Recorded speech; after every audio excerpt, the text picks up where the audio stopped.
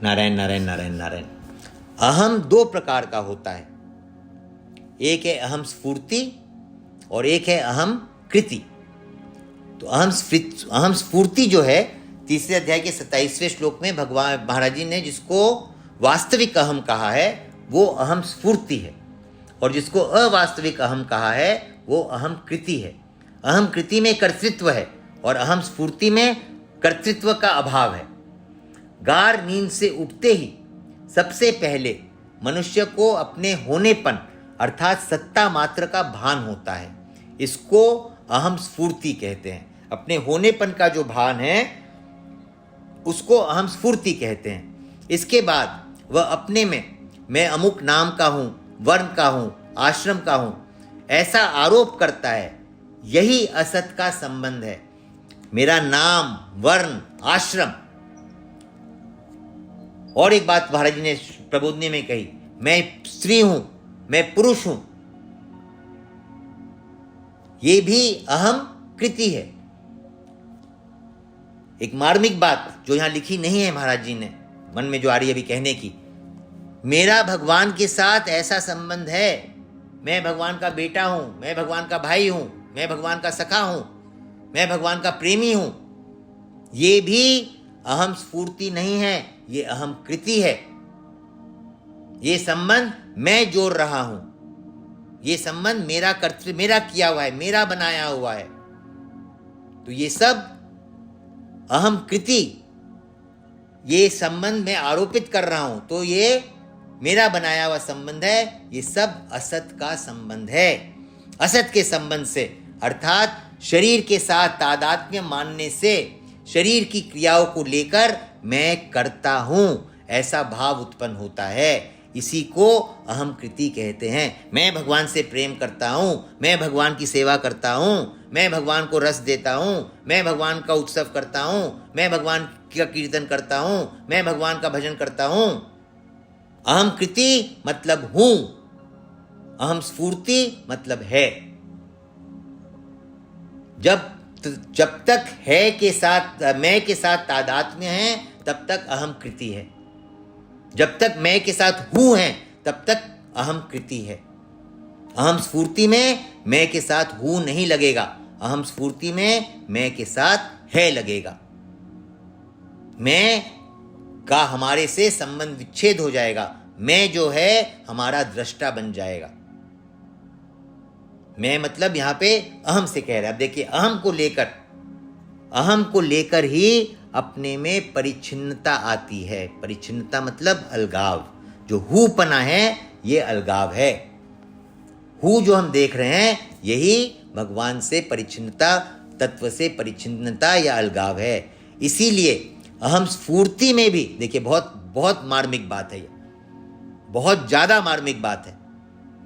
अहम स्फूर्ति में भी किंचित परिच्छिन्नता, व्यक्तित्व रह सकती है। अहम कृति मिट गया, जिसको जैसे हम कहते हैं हम तो केवल निमित्त मात्र है, और वो हमें अनुभव में भी आ रहा है कि हम कुछ नहीं करने वाले हैं, हमारे द्वारा केवल भगवान ही कर रहे हैं, भगवान ही करा रहे हैं, भगवान ही करने वाले हैं। पूर्ण रूप में ये अनुभव में आ गया, पर इसमें भी किंचित परिच्छिन्नता है। मेरे द्वारा हो रहा है, मेरे इस शरीर के द्वारा हो रहा है। सामने वाले शरीर को मैं अपना स्वरूप नहीं मान रहा हूं।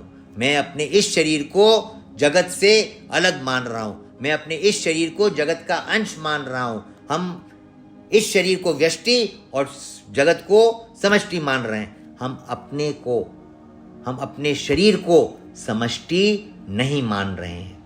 जब तक हम अपने शरीर को समष्टि रूप में नहीं देख रहे हैं, जब तक हमें अपने शरीर में समष्टि का अनुभव नहीं हो रहा है, तब तक समष्टि से हमारे इस शरीर की परिच्छिन्नता है, अर्थात व्यक्तित्व है। ठीक बात है। जब तक हम अपने शरीर की एकता समष्टि के साथ नहीं देख रहे, अनुभव नहीं कर रहे, तब तक हमारी दृष्टि में हमारा शरीर समष्टि से अलग है, परिच्छिन्न है, व्यक्तित्व अभी कायम है। परंतु ये परिच्छिन्नता बंधन कारक नहीं होती। ये परिच्छिन्नता आज जो ऊंचे ऊंचे भक्त हो गए हैं, उनमें जहां पे अभिमान शून्य हो गया है, जहां पे अभिमान तत्व रूप से मिट गया है, वो शुद्ध हम हो गया है, वहां पे व्यक्तित्व है, वहां पे व्यक्तित्व है, परंतु वो व्यक्तित्व बंधन कारक नहीं है। अब उस व्यक्तित्व का उद्देश्य क्या है, लक्ष्य क्या है? क्या हम भगवान का रसास्वादन करना चाहते हैं? तो वहां पे हम प्रेम की बातें सुनेंगे। सेठ जी का लेख है प्रेम रहस्य, तत्व चिंतामणि में ही। जो विशुद्ध प्रेम है भगवान का, जब तक आप भगवान को मानते हैं, भाई जी के प्रवचन में ये शब्द सुने, जब तक आप भगवान को मानते हैं तब तक भगवान के साथ विशुद्ध प्रेम नहीं हो सकता। जब तक आप भगवान को मानते हैं, जब तक आप भगवान पर विश्वास करते हैं, तब तक भगवान के साथ विशुद्ध प्रेम नहीं होता। तब तक व्यक्तित्व है, तब तक व्यक्तित्व नहीं मिटा। सेठ जी कहते हैं सख्य, दास्य, वात्सल्य और माधुर्य, ये चारों भाव, माधुर्य में स्वकीय भाव और प्रक्रिया भाव, ये सारे के सारे भाव भगवान का विशुद्ध प्रेम नहीं है। भगवान का विशुद्ध प्रेम इन सारे भावों से ऊपर, इन सारे भावों से विलक्षण और आगे है। परंतु ये परिच्छिन्नता बंधनकारक नहीं होती, अर्थात परिच्छिन्नता रहने पर भी अहम स्फूर्ति जो है वो दोषी नहीं है। अहम स्फूर्ति जो है वो भगवान का ऐश्वर्य भाव है। जो हमने कहा ना, ईश्वर वाला भाव, ऐश्वर्य और माधुर्य की बात आई, तो अहम स्फूर्ति जो है वो भगवान का ऐश्वर्य भाव है, वो भगवान का ईश्वरत्व है, ईश्वर तत्व है।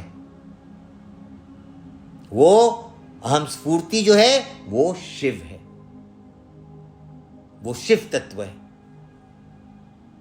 तो शिव जी भी क्या मांगते हैं? बार बार वर मांगो हर्षि देव श्री रंग, पद सरोजन पायनी, भक्ति सदा सत्संग। तो भक्ति सदा सत्संग क्या है? भाव राज्य में विचरण। तो अब हमारे संतों ने हमें जितने भी प्रेम की, भक्ति की बातें बताई हैं, गोलोक की, साकेत की, वैकुंठ की, कैलाश की, भगवान के रास की, भगवान की लीलाओं के रहस्य की, वो सब भाव राज्य है। वो सब हमारा सूक्ष्म शरीर है, सूक्ष्म शरीर वहां जा सकता है। वो सब परिच्छिन्नता के अंतर्गत है। उन सब में परिच्छिन्नता है, उन सब में मैं और भगवान दो हैं। अभिन्नता है, परंतु अभिन्नता होते हुए भी व्यक्तित्व है वहां पे, अहंकार नहीं है। मेरी बातों का गलत अर्थ मत ले लीजिएगा। अहंकार नहीं है, अभिमान नहीं है, परंतु व्यक्तित्व निश्चित रूप से है। अहम स्फूर्ति जिसको महाराज जी कह रहे हैं, वास्तविक अहम जिसको कह रहे हैं, जो अपना स्वरूप जिसको कहा जा रहा है, वो स्वरूप है वहां पे। वहां पे ईश्वर का अंश है, अंश रूप में है। वो ईश्वर नहीं बना, नहीं, वहां पे वो भगवान नहीं बना, भगवान के साथ उसकी एकता नहीं हुई है, भगवान के धाम नहीं पहुंचा वो। ये भी जो लोकों की बात हुई, ये सब ब्रह्मा जी की सृष्टि के अंतर्गत है, सत्य है। ब्रह्मा जी के साथ ये सारे लोग भी भगवत धाम में पहुंच जाएंगे, पर वो ब्रह्मा जी के साथ पहुंचेंगे। ब्रह्मा जी में परिच्छिन्नता है, ब्रह्मा जी में अहम स्फूर्ति है, बंधन नहीं है पर अहम स्फूर्ति है, परिच्छिन्नता है। ब्रह्मा जी संसार को रचने वाले हैं, संसार में पर ब्रह्मा जी नहीं है। इसलिए ब्रह्मा जी की एक ही मंदिर है, ब्रह्मा जी की। और ब्रह्मा जी के, कल ही किसी ने बताया, मेरे को पता नहीं था, ब्रह्मा जी के मंदिर से प्रसाद लाते नहीं है। तो ये परिच्छिन्नता बंधन कारक नहीं होती। अहम स्फूर्ति दोषी नहीं है, कारण कि अहम कृति अर्थात कर्तृत्व के बिना अपने में गुण और दोष का आरोप नहीं होता। कर्तृत्व के बिना, तो कर्तृत्व में मैं करता हूं, मैं देखता हूं, मैं सुनता हूं, मैं समझता हूं, मैं अनुभव करता हूं, ये सब हमने कहा ना, ये सब कर्तृत्व है। मैं भगवान का हूं, मैं भगवान का बच्चा हूं, भगवान मेरे भाई हैं, प्रेमी हैं, सखा हैं, मित्र हैं, बेटे हैं। ये सब अहम कृति है, और इन कृति के कारण ही गुण और दोष का आरोप हो रहा है,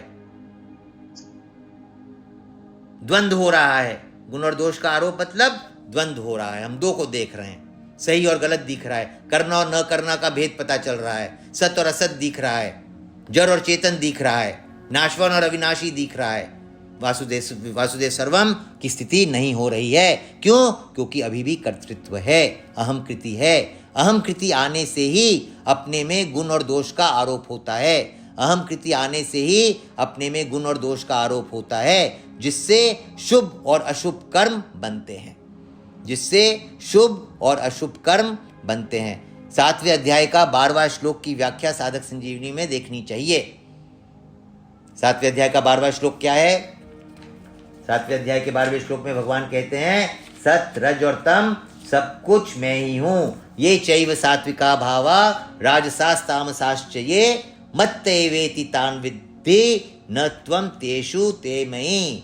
जितने भी सात्विक भाव हैं, जितने भी राजस तथा तामस भाव हैं, वे सब मुझसे ही होते हैं, ऐसा उनको समझो। परंतु मैं उनमें और वे मुझ में नहीं हैं।